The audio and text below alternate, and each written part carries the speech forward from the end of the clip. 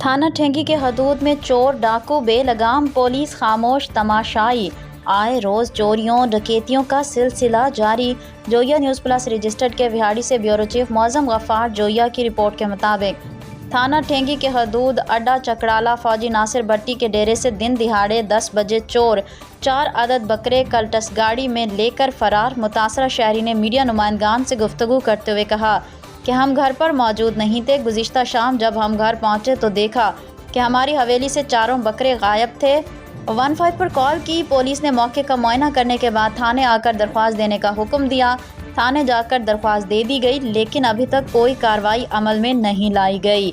मेरी यही जमा पूंजी थी जो चोर ले गए। मेरी आईजी पंजाब डीपीओ विहाड़ी ईसा खान से अपील है कि चोरों को पकड़कर मेरे बकरे मुझे वापस दिलवाए जाएं।